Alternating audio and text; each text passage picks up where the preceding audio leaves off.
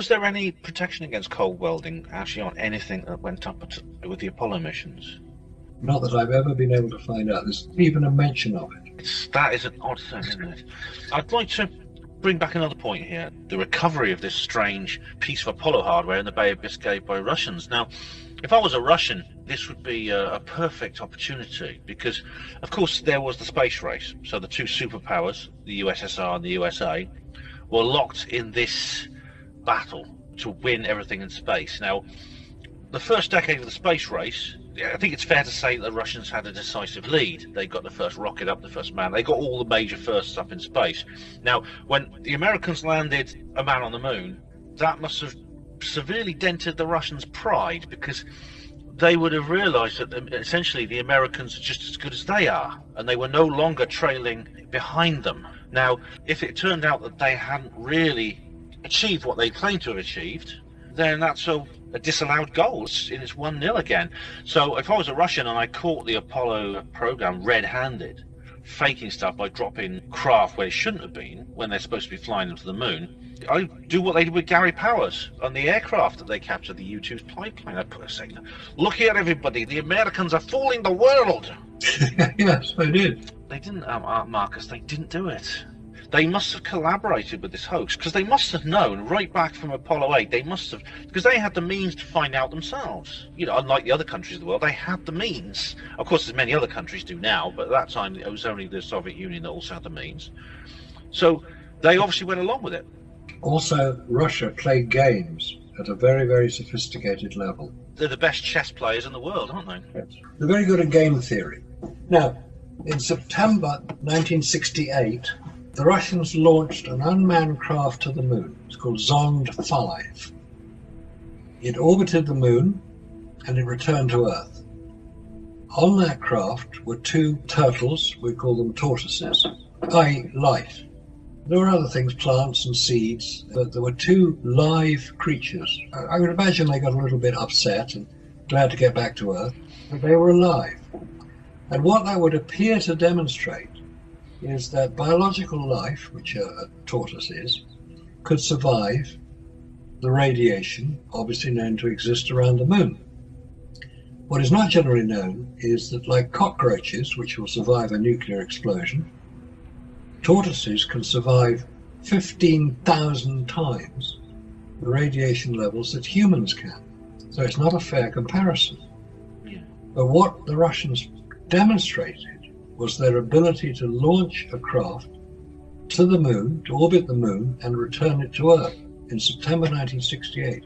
That was the catalyst for Apollo 8, because Russians, being fairly clever in some respects, they put on the Zond 5 craft, they put a tape recorder with a voice saying, "Wow, I can see the moon, I can see the craters, I can see it, it's a lovely sight," or worse, that effect, implying that there was somebody on board that craft. They wanted to fool people into thinking there was people, it was a manned mission. That it was a manned mission. Deary me. It was what precipitated the whole Apollo 8 fiasco, because America had to be seen to do something to counter this. Now, the man in charge of the Apollo program at the time was a man by the name of James Webb. And he had been in charge for 7 years at that point. He had run the whole Apollo program. It was obviously going pretty well, going according to plan. But he was the man who made the decisions. But at the time that the Apollo 8 mission was launched, he was at a conference in Vienna. He was then told that Apollo 8 had launched, and the report is that if somebody could be killed over a telephone, the man answering the phone to James Webb would be dead. If he's the head of NASA, why is he not in America, where the mission's taking place? The first manned mission to the moon, and he's in Vienna at a conference. It's at a conference, because it was done without his knowledge or authority. I'm not surprised he was furious. 2 weeks later, James Webb resigned. And he is so revered in NASA as an administrator and as a personality that the new space telescope, replacing the Hubble Space Telescope, is called the James Webb Space Telescope. Yes, it is, that's right. So he is a man who is considerably revered in NASA. And he was an honest man if he felt that this was an inappropriate thing to do, he made it very clear what he thought, and he did. President Johnson, don't forget, was the president at that time, and for various reasons his resignation was accepted. The other story is that he was asked to resign.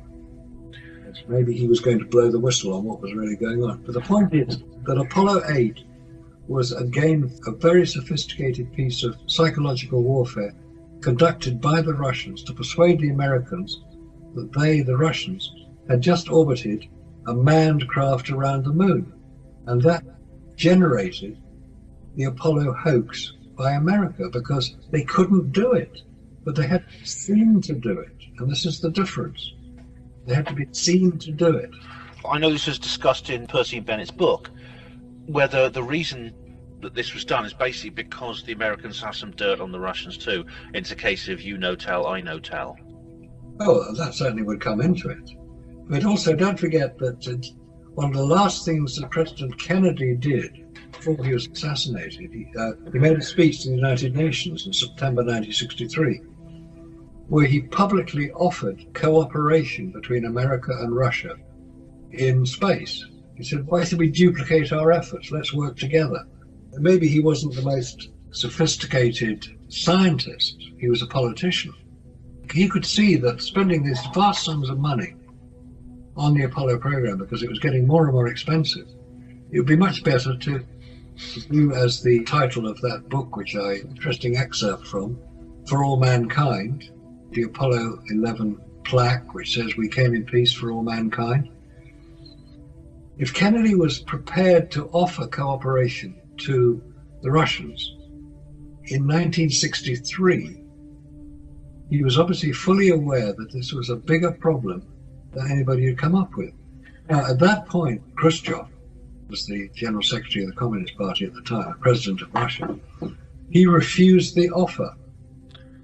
And the reason for that is that he did not believe that America could land a man on the moon, and he wanted to force them to fail. Incredible, because I mean, Kennedy must have been a bit haunted by the speech he gave in '61, the State of the Union address, which was just after Yuri Gagarin had gone up, and everyone was absolutely aghast at how America had fallen behind so far. Because once you get the first rocket up and you get the first man in space, you get the first astronaut, where else do you go from there? And the answer is, in terms of manned spaceflight by the technology at the time, and indeed the technology that's publicly available now, it is literally a landing on the moon and astronauts on the moon. That is the only place to go. After that, because it's literally like the two poles of the Earth, it's like a finite thing, because once you've got the moon done, then the next is Mars, which is like 100 times more difficult. So it's the moon or nothing. And so Kennedy had to say this. He had to say, we're going to land the man on the moon and return him safely to Earth. Which was a very dramatic speech, and at that point, the only American who had been into space was Alan Shepard, and he'd only gone up and come back down again. He hadn't even gone into orbit. The first American to orbit was John Glenn in 1962. So they were playing catch-up all the time. But they knew perfectly well that there were major problems of traveling in space, not least of which is the problem of radiation. Now, at that time, Russia didn't have the deep space tracking network that America set up. And they were using the Jodrell Bank radio telescope near Manchester. The director of the Jodrell Bank telescope at the time was Sir Bernard Lovell, as he became, and he was cooperating with the Russians to track their craft with the full knowledge of the British and American governments, and nothing secret about any of it. Bernard Lovell went to Russia several times, and one of the questions he asked was, when are you going to land a man on the moon? Because they'd got the rocket, they developed the rocket called the N-1 rocket. They developed the craft to take cosmonauts to the moon, which is a circular craft.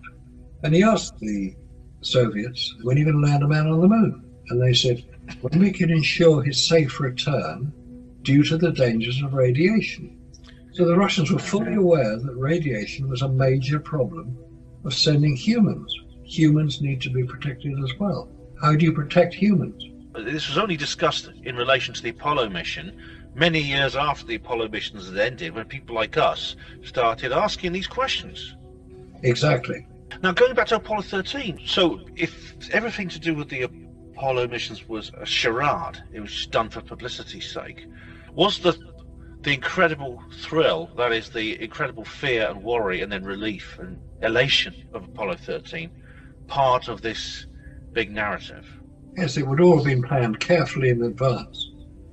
There are sophisticated thinkers in America who would be able to work all this out.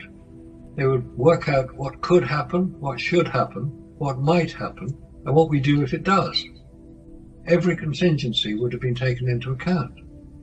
And also, America are very good at visual publicity. It's called Hollywood. I'm not saying that Hollywood got behind it, but they may well have been able to provide considerable amount of technical advice. I mean, just as an example, there was a recent film about Apollo 11. It's part of the 50th anniversary of it, and it was a film of Apollo 11. And you see this magnificent shot of the Apollo 11 rocket taking off in this film. And you think, oh, maybe they got some film from the official launch. No, they didn't. They built a 14-foot high rocket on a stage set and launched it. The whole thing was faked. If you've seen the film about Neil Armstrong, the film is called First Man. In that film, we see him flying in the X-15 plane. We see him flying in the Gemini spacecraft. And when you see the film set on which that Gemini spacecraft is constructed and created, it's a film set. It's a soundstage. On film, it looks very, very persuasive. You think, how did they get such magnificent shots of the Gemini craft? Gemini 10, when Neil Armstrong was flying and he had to control the craft when one of the thrusters stuck open. He was a very brave pilot. But it is certainly not beyond the realms of possibility that the whole thing was created, not by Stanley Kubrick, before anybody says so.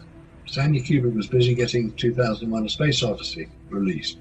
But it didn't need a film director, it needed the special effects people to contribute to it. And that is what we see. We see the special effects of sophisticated Hollywood techniques. Well, it certainly made Apollo 14 more exciting, didn't it? And indeed 15, 16 and 17. Because I suppose once people realised more perhaps of the danger. Yes, could well have been. But also, don't forget, on Apollo 15, 16 and 17, they took their little buggy with them, didn't they? That's right, these were much more ambitious missions. And, this would be good to get you back another time, Marcus, and perhaps we could go into that in more detail. But right now, we've come to the end of this particular programme, and it's been great having you on the show again. Well, thank you, Ben. Really appreciate coming on. It's good to explain, because you asked such good questions. But you have several websites you want to talk about before we go. One is owlist.com, and you have contributed to that quite a lot. Yeah, owlist.com. It's probably the foremost site on the internet, on the web. It's been going for over 25 years.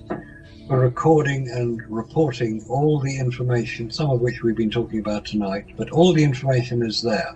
If you want to see what the Russians think about many of the Apollo subjects, the site has translated articles from Russian filmmakers, Russian physicists, Russian scientists who've looked at the Apollo record. Now they have access to the official Apollo record on the internet. They can see it, compare it to what they know happened in the Soviet Union, and the answers they give will surprise you. The Russians have deconstructed a lot of the Apollo.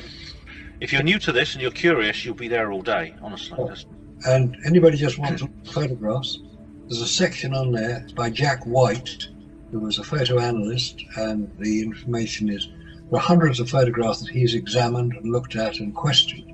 Check it out, it's worth going. And the other one, if anybody wants to send me an email, make a comment, just go on to owlist.com and go to the contact section, send me an email to be forwarded to me. Also go on to nexusmagazine.com, the world's premier alternative news magazine. Go onto the website, nexusmagazine.com. Go to the contact section, you can send me an email there and I will receive it.